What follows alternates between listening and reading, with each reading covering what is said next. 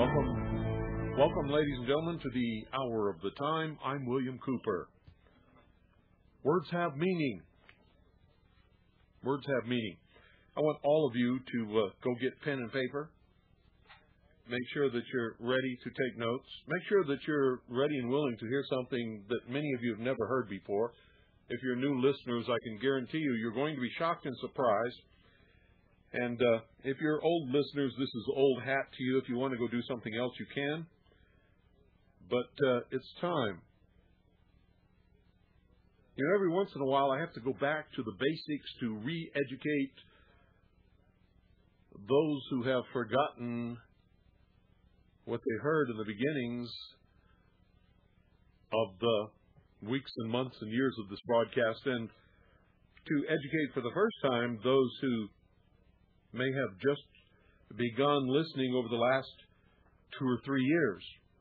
Oh yeah, and if you've been listening for only 2 or 3 years, you think you're awake and you've grown up and you've got all. Nope, you're just a baby. Sorry to tell you that, but it's true. You're just a baby, and we're gonna grow you up. It's my mission to educate you, to wake you up, and to educate you. And those who will not be awakened and who will not be receptive to the education, I really don't give a damn about. They will be the flotsam and jetsam on the tides of history. Those who will be awakened, those who will be educated, those who will be motivated will be the movers and shakers of this millennium. They will be remembered in history. Words have meaning. By this time, you should have your pen and paper. Words have meaning. Are you listening to me? Words have meaning.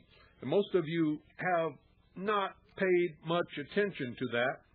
You see, over many years, the meanings of words are corrupted, especially in the popular vernacular. And if you will trace the history of the meaning of words from the beginning of this nation, and even before, up to the present time, you'll find that many of the words that had a specific meaning back then no longer have that same meaning today. So when you read historical documents, especially in a legal sense, you may perceive them to mean something that they do not mean at all, because in the legal world, documents only have the meanings of the words that existed at the time the document was written.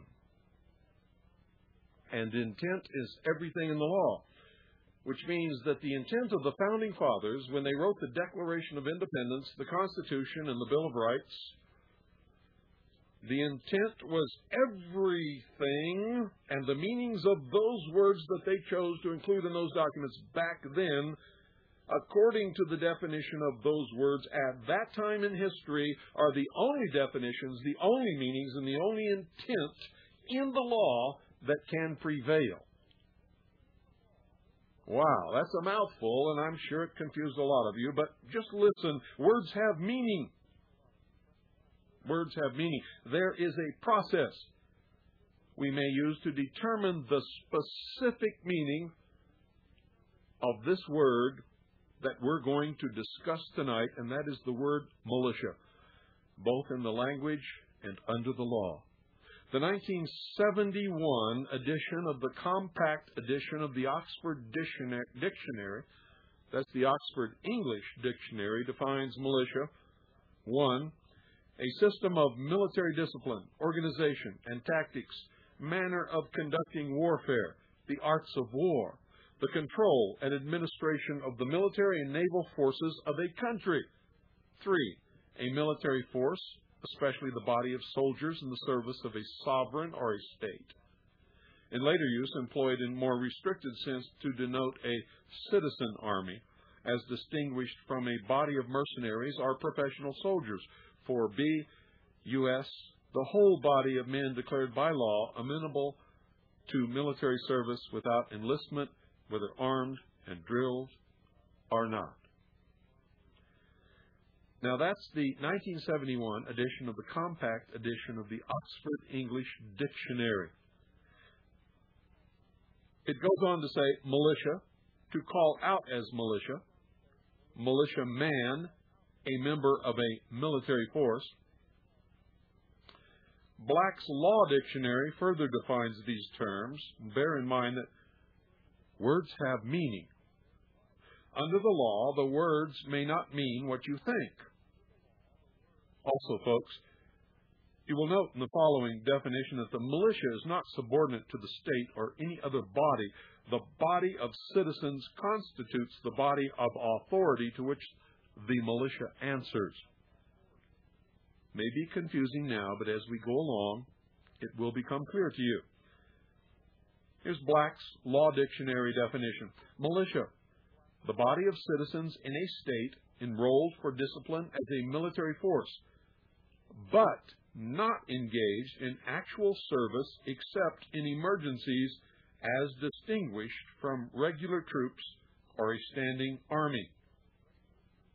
And Black's Law Dictionary gives a reference to State versus Dawson, 272, capital N period, capital C period, 535, 159, capital S period, capital E period, 2, small d, 1, 9. And Black's Law Dictionary goes on to further define militiaman comprehends every temporary citizen soldier who in time of war or emergency enters active military service of the country. Critchlaw versus Monson, 102, Utah, 378, 131, capital P period, 2, small d, 794, 798. Now that's just to give you some modern understanding of what people are trying to force us to believe the militia is all about. Some of this is true. But the truth about the militia is the definition of the militia at the time the Declaration of Independence, the Constitution, and the Bill of Rights were written. And those definitions are dependent upon the intent of the Founding Fathers in all of their writings, all of their debates, and in what they foresaw for the future of the nation. The first document in law of this nation is the unanimous Declaration of the 13 United States of America, commonly referred to as the Declaration of Independence. It sets out the reasons and justifications for our separation from England and the Revolutionary War that followed. The document places the decision and the power in the hands of the people, and was clearly meant to be enforced by the militia, a citizens' army. That army, which became the Continental Army of the Republic, won our independence.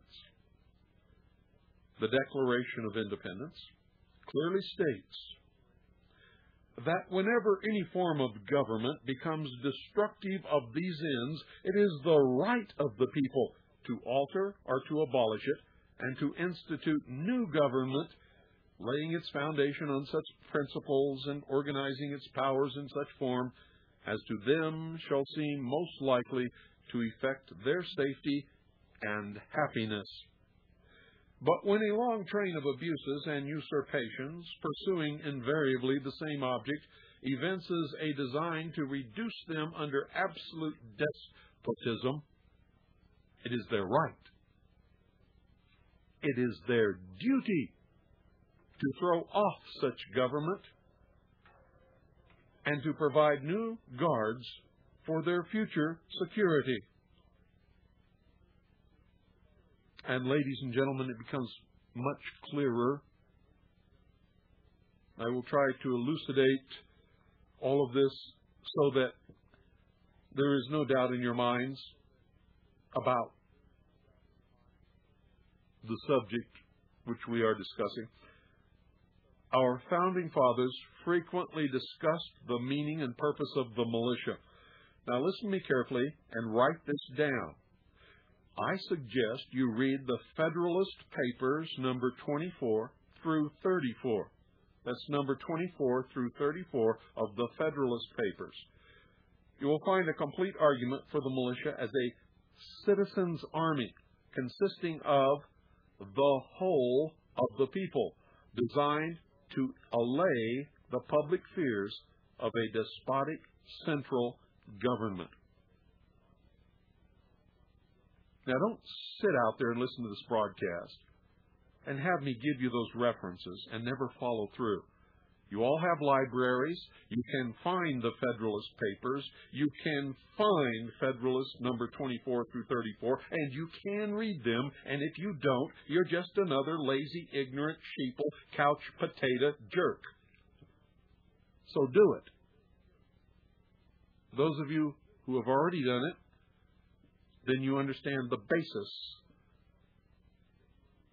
that this broadcast is founded upon. In these Federalist Papers, number 24 through 34, you're going to find the following statements. Quote, "If the representatives of the people betray their constituents, there is then no resource left but in the exertion of that original right of self-defense which is paramount to all positive forms of government." End quote. Federalist Papers, number 28, section 8. Quote, "It may safely be received as an axiom in our political system that the state governments will, in all possible contingencies, afford complete security against the invasions of public liberty by the national authority." End quote. Federalist Papers, number 8, section 8.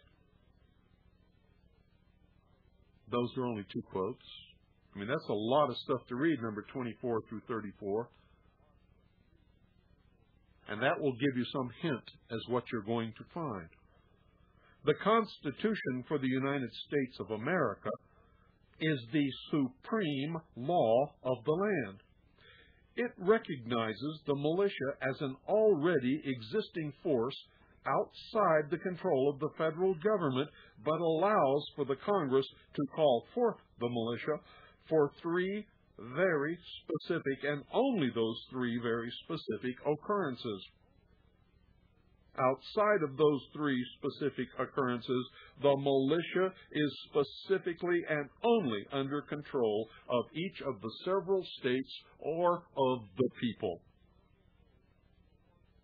The militia cannot be called up to perform any other acts outside of those three specifically stated in the Constitution for the United States of America. The militia cannot be called upon to do anything unconstitutional, illegal, or unlawful. Indeed, the commanders must, absolutely must, refuse any unconstitutional, illegal, or unlawful order.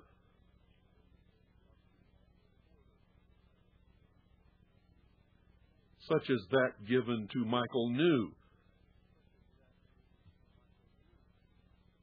He was not a part of the militia, but as a part of the standing army. Nevertheless, he was given an unlawful, unconstitutional order he refused. And there has never been a final ruling on his appeal because they cannot make a ruling without ruling in his favor, and that would permanently prevent United States military forces from serving under United Nations control. You see, the United States Army, all military courts are very swift in their judgments, but never has there been a final judgment on the appeals of Michael New. And there never will. They'll kick that football around until it dies. Our people forget about it, or Michael New dies. The Constitution for the United States of America specifically states in Article 1, Section 8, quote, to provide for calling forth the militia. And that's why I can tell you that the Constitution recognizes the militia as a pre-existing force, because the Constitution does not provide for the creation of the militia.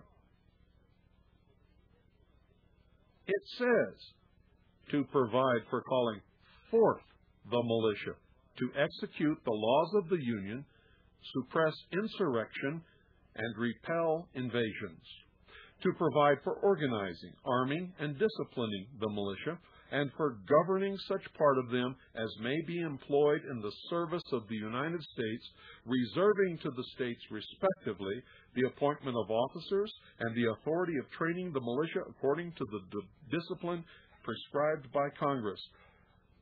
End quote. Now let me explain that for you. To provide for calling forth the militia is the recognition in the Constitution that the militia is a pre-existing force. Then it describes exactly the three conditions in which the federal government may call forth the militia. One is to execute the laws of the Union. Two is to suppress insurrection and repel invasions. That's the three conditions. Execute the laws of the Union, suppress insurrection, and repel invasions. The federal government cannot call forth the militia for any other reason. It further gives Congress the power to provide for organizing, arming, and disciplining the militia, and for governing such part of them as may be employed in the service of the United States. That means that they have power only for the militia to organize, arm, and discipline the militia, only when they are called up to execute the laws of the Union, suppress insurrection, and repel invasions.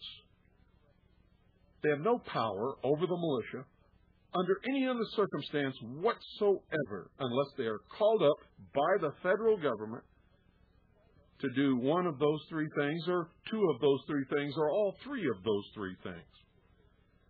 When they are called up, the Congress can provide for organizing, arming, and disciplining the militia, and for governing such part of them as may be employed in the service of the United States, reserving to the states respectively the appointment of officers and the authority of training the militia according to the discipline prescribed by Congress, and that's only when the militia is called up by the federal government for those three specific things. In all other occurrences and at all other times, the power rests with the state or with the people. And that is per Article 10 of the Bill of Rights. Still fearful of an oppressive central government, the states rejected the Constitution. They absolutely refused to accept the Constitution as written until an agreement was made to adopt the instrument only after penning further safeguards. Listen to this. To protect the individual and the several states, 10 amendments were added, which came to be known as the Bill of Rights. Now, listen to me carefully. 10 amendments were added. They're not a separate document. They're an integral part of the Constitution.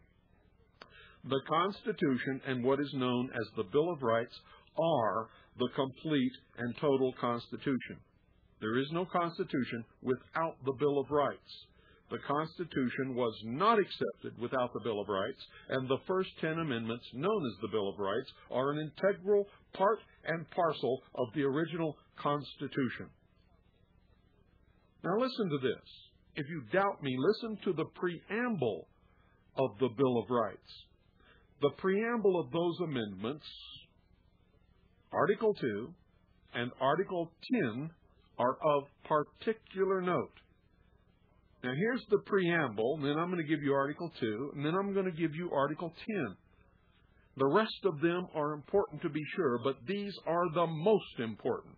And here's the preamble, quote, "The conventions of a number of the states, having at the time of their adopting the Constitution expressed a desire in order to prevent misconstruction or abuse of its powers, that further declaratory and restrictive clauses should be added, and as extending the ground of public confidence in the government will best ensure the beneficent ends of its institution," end quote. So you see, the founders did not trust a central government, and they absolutely would not accept the Constitution as it was written unless these 10 amendments were added in order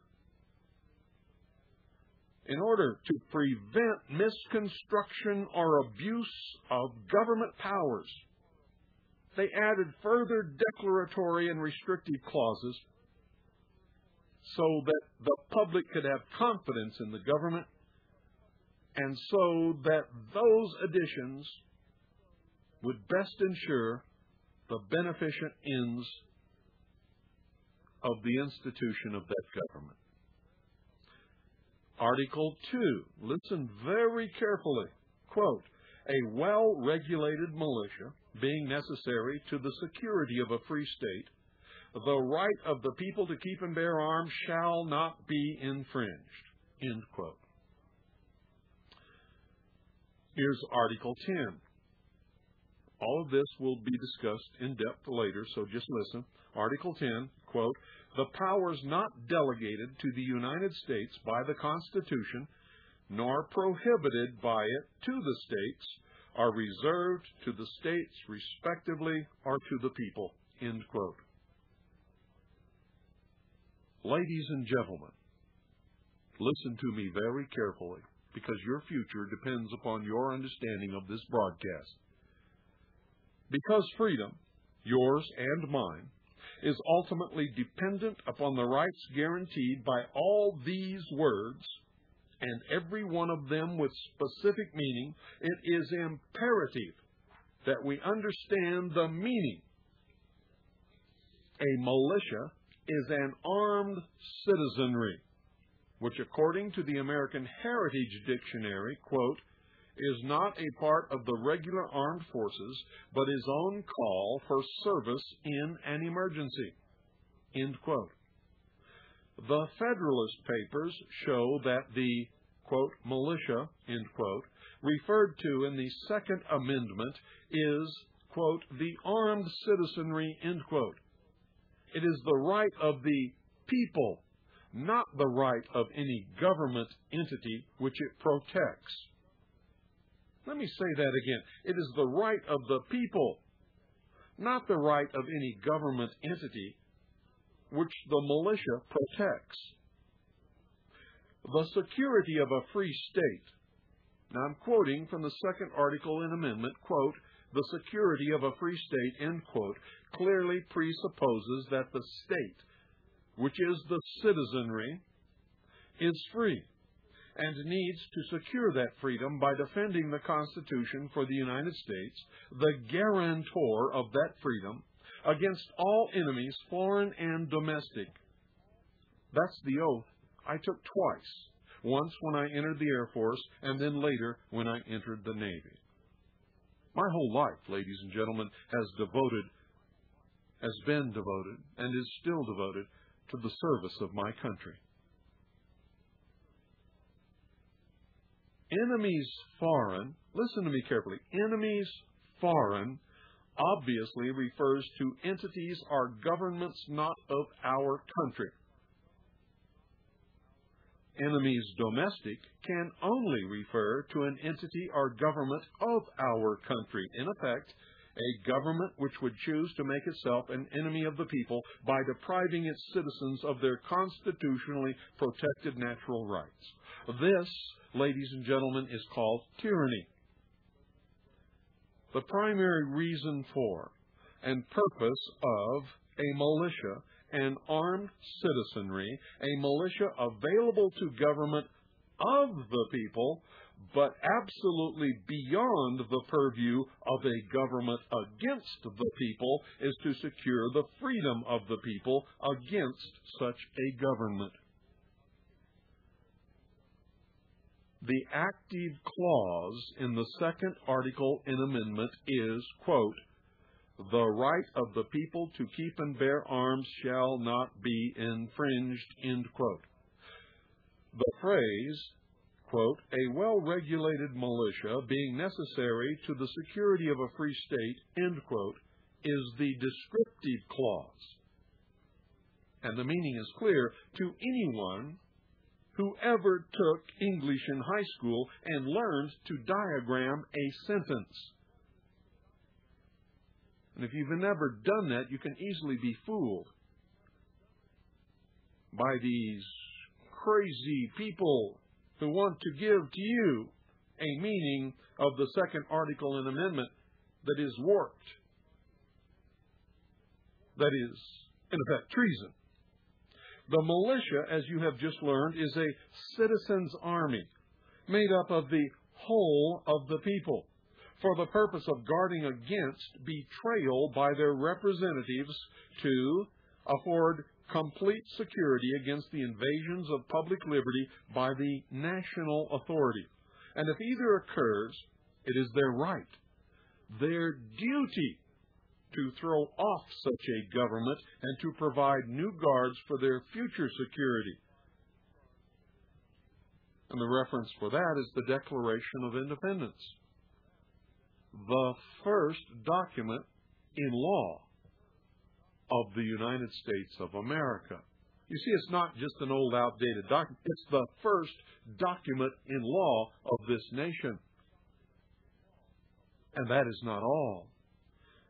John Rowland puts it this way, quote, "Some commit the non sequitur that reserving the training of militias and the training of their officers to the states, as provided in Article 1, Section 8, Paragraph 16, means delegating an exclusive power to the state governments.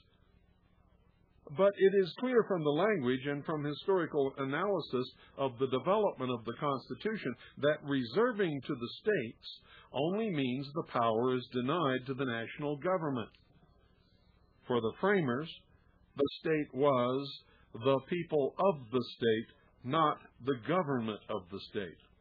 When they wanted to indicate the government of a state, they used the language legislature of the state, who were appointed in the place of the people by electing their representatives to the legislature of the state to act in their behalf.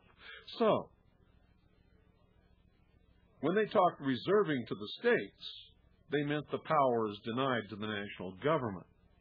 The state was the people of the state, not the government of the state. When they wanted to indicate the government of a state which was appointed or elected by the people, they always, and without exception, used the language, quote, "legislature of the state," end quote, as they did in Article 1, Section 8, Paragraph 17. It was left to the people of each state to decide what powers, if any, to delegate to their state government for organizing and training militias and for the appointment of the officers. If the state failed to do that, or if the people failed to appoint people who did that, then the power falls to the people themselves. In the absence of such delegation of authority under common law and established practice during the period in which the Constitution was adopted, the authority defaults to local communities. And the practice was for militias to be organized by county or township, usually under the authority of the highest elected law enforcement official, such as the sheriff or constable. But not today. We've learned about that. If anyone is going to subvert the government, it's going to be these elected officials. It's going to be those we put in power. So today, the law specifically exempts these people from belonging to any militia, so that they cannot gain control of the militia and subvert the purpose of the militia.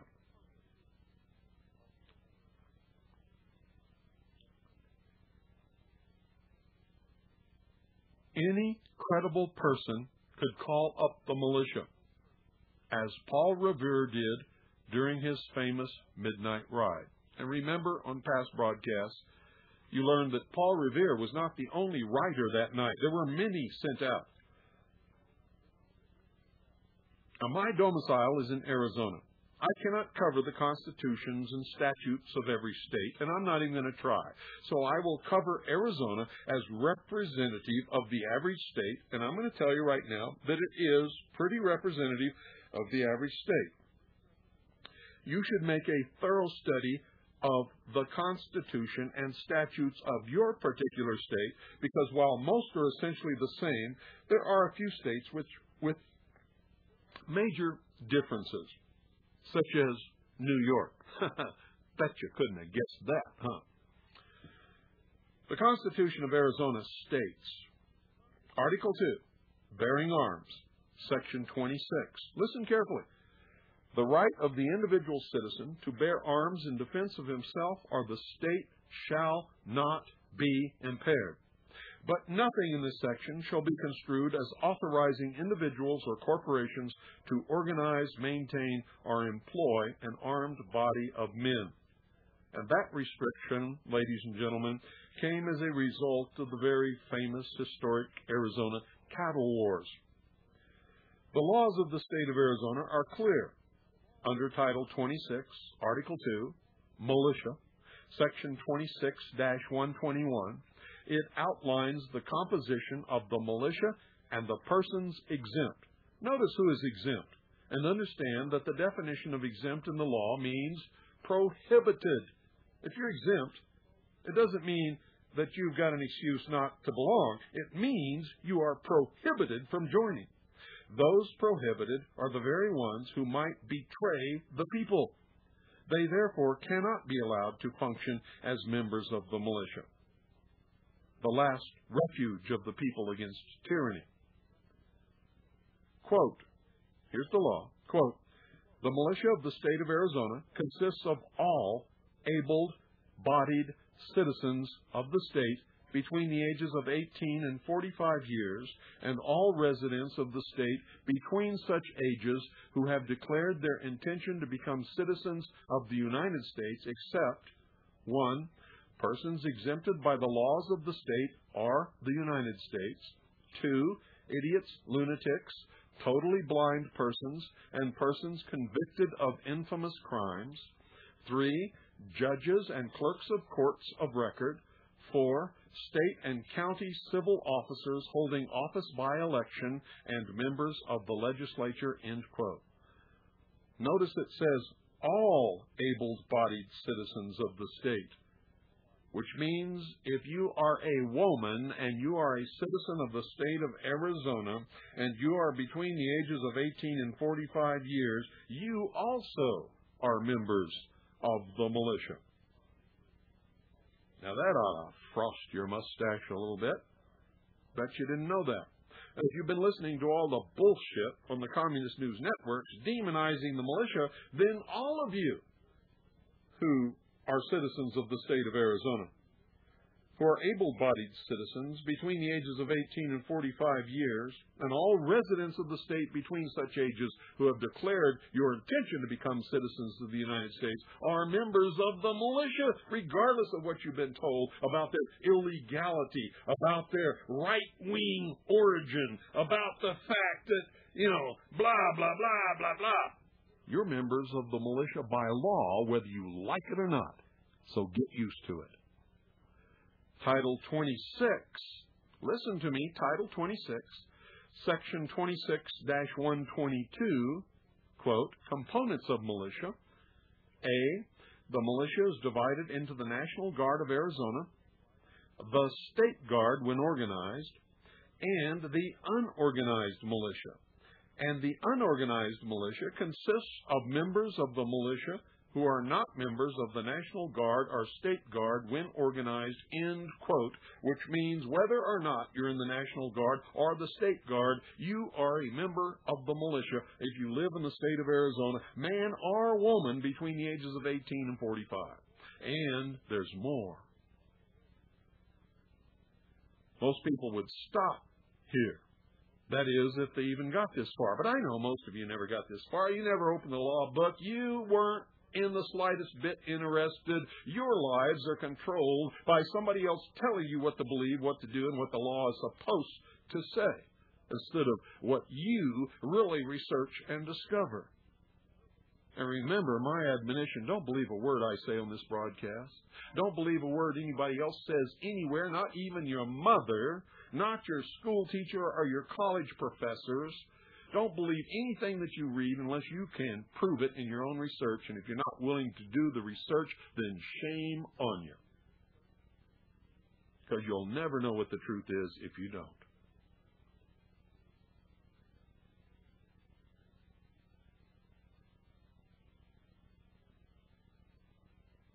There's more, a lot more. The United States of America has a militia. It is outlined in the United States Code. And we're going to use the 1988 edition because that's the most common edition that you can get your hands on. Volume 3, Title 10, Armed Forces. If you can get a later edition, you're going to find it says the same thing. I've already checked. Chapter 13. Listen to me. 1988 edition, Volume 3, Title 10, Armed Forces. Now, if you're not using the 1988 edition, these volumes, these titles, and these page numbers are not going to be the same. But nevertheless, it's still there, and it still says the same thing. The reason I'm using the 1988 edition is because most of you can get your hands on that edition. These cost a lot of money. 1988 edition, Volume 3, Title 10, Armed Forces, Chapter 13, the Militia, Section 311. Militia, composition and classes. A. The militia of the United States consists of all able-bodied males at least 17 years of age, and they're males.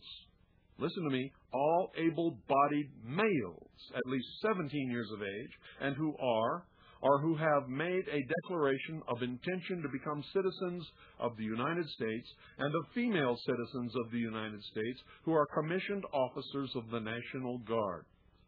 B. The classes of the militia are, 1. The organized militia, which consists of the National Guard and the Naval Militia, and 2. The unorganized militia, which consists of the members of the militia who are not members of the National Guard or the Naval Militia. Which means everybody. Everybody between 17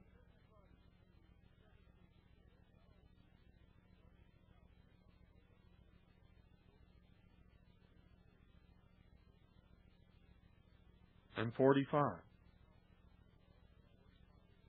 And there's more. There's a lot to this militia stuff. It goes on to list virtually the same and more exempted persons, which means prohibited, and for the same reasons as the state of Arizona. And furthermore, Title 32, mentioned above, makes persons who were honorably discharged from the armed forces or who were retired from the armed forces members of the militia until the age of 64. The maximum age that one may become a member of the National Guard, up until no longer physically or mentally able to serve. So you could be a member of the militia when you're 86 if you're still physically and mentally able to serve, or even older. No, believe me, read it all for yourself. For complete understanding, I've given you all the references, all the sites, all the titles, everything that you need to know, except for individual states. But you can find all of those laws on our website, williamcooper.com. Go there, click on militia, go there, find the laws governing the militia of your particular state, read it, and weep. you'll find that the communist news networks have been lying to you. Lying to you. It's much easier to understand than you may think.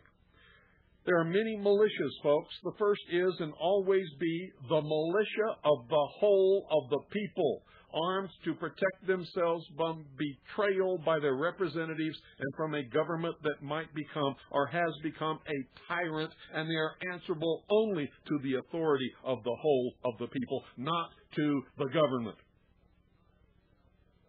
The second, third, and fourth is the militia of the state, the National Guard, State Guard, and the unorganized militia of the several states of the Union.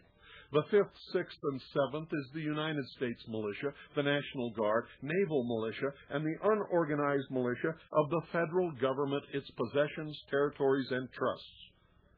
Thomas Jefferson, in a letter to James Madison, said, "A Bill of Rights is what the people are entitled to against every government on earth, general and particular." Again, in his first inaugural address, he included among the essential principles of our government a well-disciplined militia and the supremacy of the civil over the military authority. And should we wander from these principles in moments of error and alarm, let us hasten to retrace our steps and to regain the road which alone leads to peace, liberty, and safety.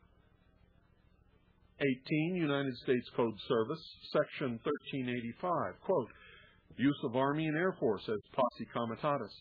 Whoever, except in cases and under circumstances expressly authorized by the Constitution or Act of Congress, willfully uses any part of the Army or the Air Force as a posse comitatus or otherwise to execute the laws, shall be fined not more than $10,000 or imprisoned not more than 2 years or both." Added August 10th, 1956, Chapter 1041, Section 18, small a, 70, capital A, Stat. Period 626, June 25th, 1959, Public Law 86-70, Section 17, small d, 73, Stat. 144. Ladies and gentlemen, we the people, the citizenry, have both a right and a responsibility, a duty, individually and collectively, to keep and bear arms in order to defend ourselves against all enemies of our constitutions, that's state and federal, and the rights and freedoms thereby guaranteed. What kind of arms? Any kind it takes. Obviously, arms must be kept and borne in a responsible manner in order to serve the constitutionally stated need and purpose. The Second Amendment is not concerned, as some absurdly would suggest, with hunting and sporting rights, albeit those rights exist, along with the right to defend our lives and property. The intent of the Second Amendment is to arm the citizenry to defend itself against every enemy or government on earth, foreign or domestic, which would make itself an enemy of the people of the several states or of the United States of America. Government is the servant of an armed citizenry. It is the tyrant over an unarmed citizenry. Just witness the many tragic illustrations of this deplorable state around the world today. No government by the people and for the people need fear the arms of the people. Only a government against the people and their rights needs fear their arms. Ladies and gentlemen, to lay down our arms is to transfer all power, all control from the people to the government, thereby destroying, not securing our freedom, for which once men were willing to die. The price of liberty, as Thomas Jefferson and others have warned, is eternal vigilance. And as I personally have warned you, you must be willing to die for it, or it can never be yours. You cannot have it. Now, folks, this is not to be construed as an indictment against our government. We all know what our government is. It is that government described and limited within the boundaries of the Constitution for the United States of America. And vigilance requires that we be ever aware that tyrannies have arisen both from within and from without. Throughout history, that history indeed often repeats itself, and that can happen here, and it can happen now, and many of us believe that it has already happened, and it is at a critical point. So I'm asking you to arise from indifference. Take a stand. Unite your communities and form militias, and advise your congressmen of your resolve. Remind them that their duty is to serve the people as provided by our Constitution for the United States of America, and that any action that they may perform that infringes upon our constitutionally protected rights will not be tolerated. And don't neglect to thank those congressmen who support and defend our rights, that is, if you can find one. On September 15, 1994, President Clinton, in a speech, praised the patriots of the American Revolution for having taken up arms against a tyrannical government. I wonder if he knew or understood exactly what it was that he said. I wonder if he knew that he came dangerously close to being another tyrant himself. Where does this leave us? Well, the report on the Subcommittee on the Constitution of the Committee on the Judiciary, United States Senate, 97th Congress, second session, February 1982, on page 11, says this, quote, "The militia refers to a concept of a universally armed people, not to any specifically organized unit. When the framers referred to the equivalent of our National Guard, they uniformly used the term select militia and distinguished this from militia. Debates over the Constitution constantly referred to organized militia units as a threat to freedom, comparable to that of a standing army, and stressed that such organized units did not constitute, and indeed were philosophically opposed to the concept of a militia. That the National Guard is not the militia referred to in the Second Amendment is even clearer today.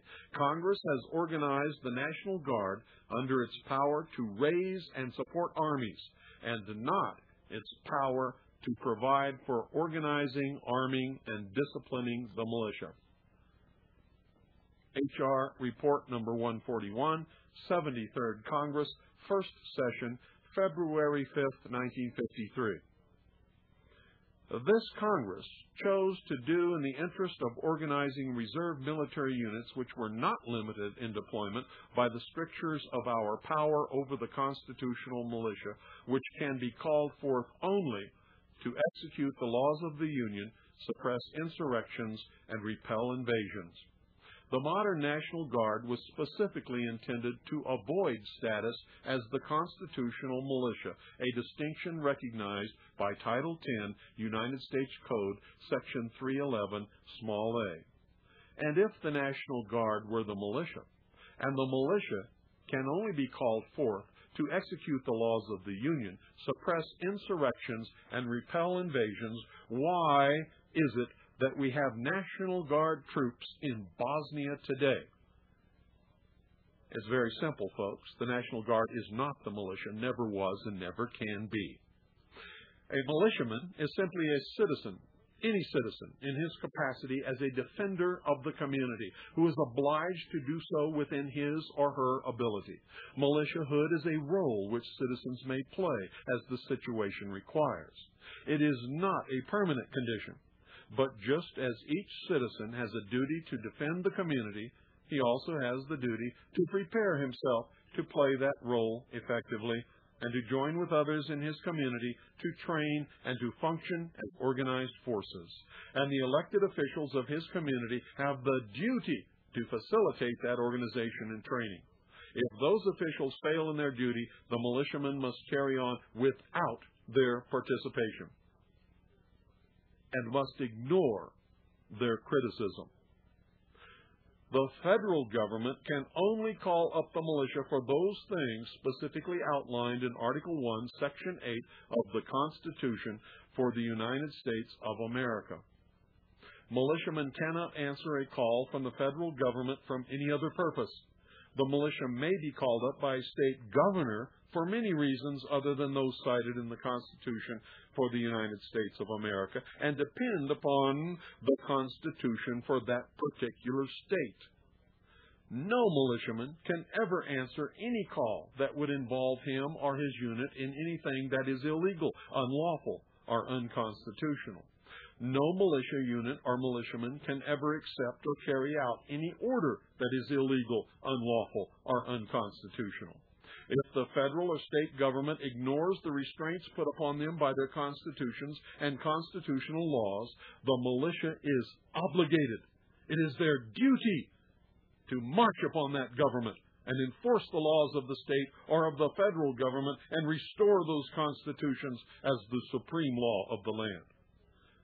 America is forgetting its history. It was the militia that created this nation. It was the militia that freed the slaves. The Black Panthers was a militia. It has been the militia that has fought most of the nation's battles, and it has been militiamen that have suffered most of the casualties of the nation's wars. The Southern Poverty Law Center and the ADL and many liberal institutions are against the Second Amendment, the militia, and freedom of speech. It is most probable that all of these organizations, and specifically the Anti-Defamation League of B'nai B'rith, has an agenda that is not in the best interest of Americans or American Jews in general. Maybe the ADL has forgotten, or maybe never knew the history of its own people. It was a Jewish militia that fought against Rome. It was a Jewish militia that rose up in the Warsaw Ghetto. A Jewish militia that rose up in the Warsaw Ghetto. It was the militia that protected Jews in Palestine. It was the militia that created the State of Israel. It is the militia that protects the villages and towns of Israel today. It is the militia called the Jewish Defense League that professes to protect Jews worldwide. And the Jewish Defense League is indeed a Jewish militia. It's dedication and sacrifice. Listen to me, folks. Its dedication and sacrifice in protecting Jews worldwide is commendable. They perform many acts of heroism. But it is sad that the Jewish Defense League practices exactly what its enemies practice, racism. The Jewish Defense League protects only Jews. Therefore, it is not a lawful militia within the borders of the United States of America, which must protect everyone, regardless of race, religion, or place of ancestral origin. It was the militia that fought against the might of the Soviet Union in Hungary.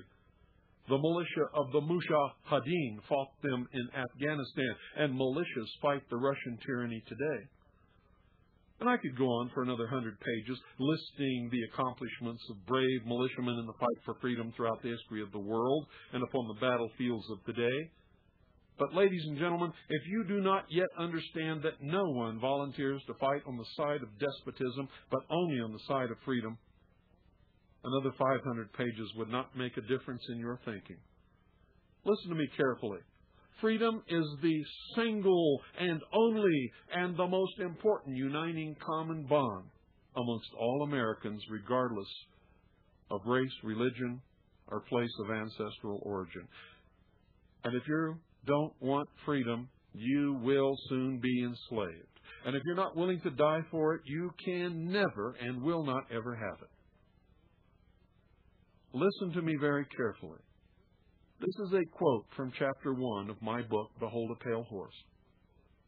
A nation or world of people who will not use their intelligence are no better than animals that have no intelligence.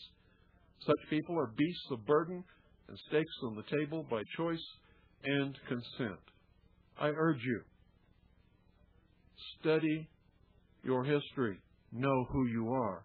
Understand the roots of this nation. Understand what made us the greatest nation on earth. Understand where our liberties came from. Understand that without God, you have no rights. You are nothing. And you depend upon the decisions of common men. If you don't believe in God, you'd better start. Because everything, the foundation upon which this nation rests, is the premise that, one, there is a God. And second, that God gave man certain unalienable rights. What the founders called creator endowed rights. Seek out and join the militia.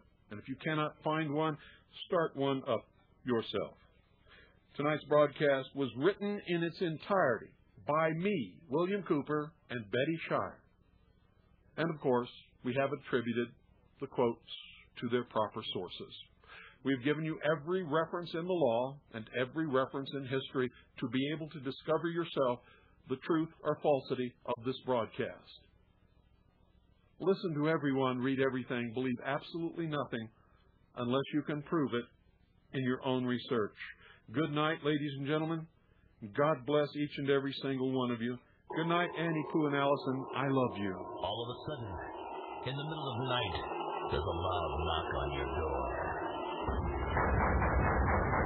Hey, honey, something's not right. Throw out your arms. Clinton's done law passing. We're here from the government. We're here to help you. And I'm from the IRS with a power to tax. If you've got a complaint, send us a fax. Get out of this house. Surrender your guns. Give me your gold. You better obey if you want to go home. That's the best and do when you're told.